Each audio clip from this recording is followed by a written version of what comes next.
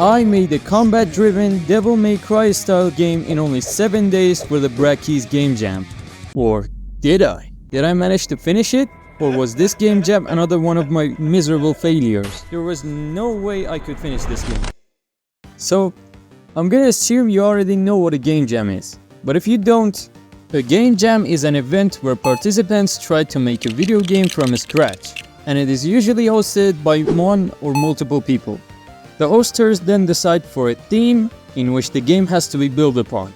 Good thing about Brackeys GameJam is that they usually have a forum where you can vote for whatever theme that you like the most. Hell, you can even vote for multiple. And the theme with the most amount of votes will be chosen. I personally voted for Calm Down because I thought I had great ideas for it. But for now, I'm gonna sit until the theme is fully revealed.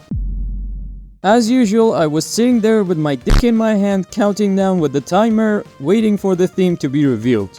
And the theme is... Wait, what? Okay, the theme is... It's the calm before the storm. Well, the first thing that came to my mind was... Unlike any other time, this time I was not going to make a square puzzle game, but a proper game that had some chance of being in the top 100 at least, and get some scores. So I made the game design document for the game. After finishing it, I realized that my scope might be a little too big. I'm not sure if I'll be able to handle all that.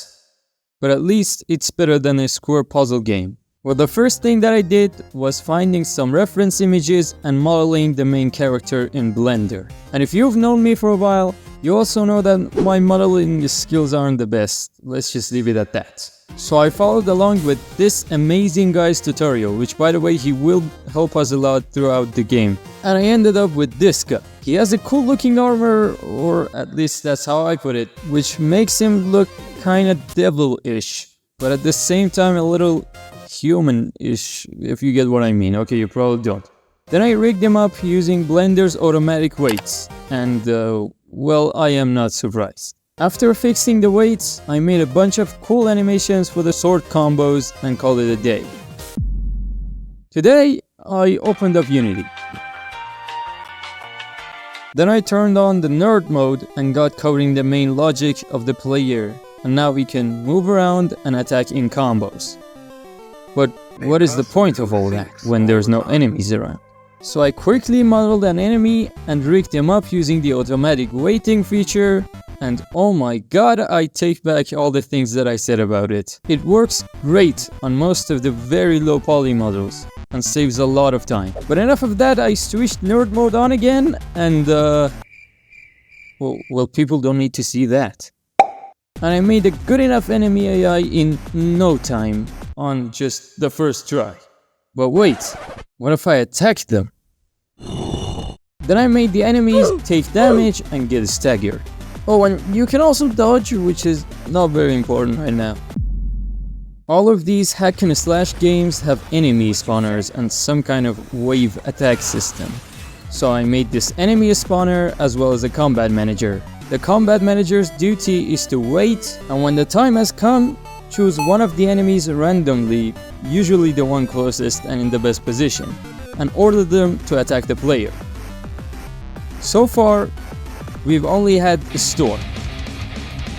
Well, kinda. And you might be asking, a hack and slash game is just a storm.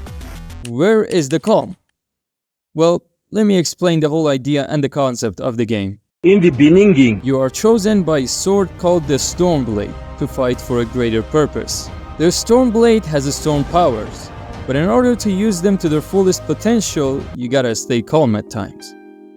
And the way I implemented this was to make a calm and a storm stance for the player. In the storm stance, you attack and brutally murder the enemies. This causes your storm buildup to go down, meaning you'll deal less damage. And that is where the calm stance comes in. In the calm stance, you cannot attack, but you will be able to dodge attacks in a quick time event fashion. And with each successive attack, your storm buildup increases, meaning now you can switch back to the storm stance and start hacking and slashing if that's even a thing. So I made the calm stance. Also, you can now summon this storm and do some AoE attacks and such. At this point, I wanted to enhance the feeling of the gameplay a bit and added this flash effect to tell the players that they need to only press the button if it flashes. Otherwise, their stone buildup will drain. Also, some slow motion effect to make it more badass. So far, it has taken me 4 days, almost 5, to make this much of the game. And if I keep going on like this, I'll never finish it. So I started the day off by designing one of the levels and soon realized that I absolutely suck at this. And with only 2 days left, there was no way I could finish this game. I mean, my scope was originally a lot bigger than this. There's even supposed to be a boss fight at the end. I don't want to fail another game jam.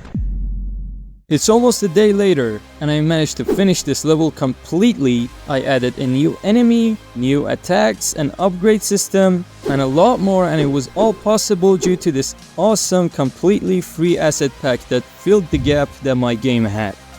To explain the story of the game a little, I made this low-budget, pathetic-ass cutscene, but hell, we only had 7 days, what do you expect? And I also used this free AI to record the voices of the woman in the cutscene.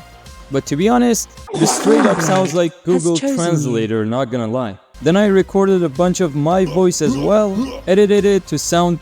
Wait, what? Edited it... edited it to sound demonic. And now we have sound effects. And with all of that done, I decided to make the boss fight. The Mad Storm King. The Sigma, Alpha and the Omega. Who started the whole lore of the game, like how Gwyn did with Dark Souls.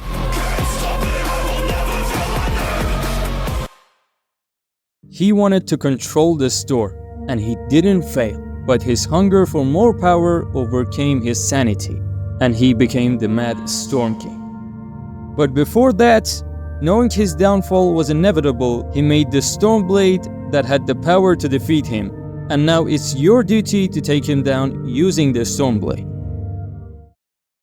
But I'm running super low on time right now and don't have enough time to playtest the game, neither the time to work on it if it had any bugs. So I released the game, and you can download it via the first link in the description.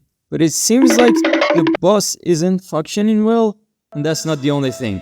A lot of the people get bored mid-game and didn't even make it to the boss fight.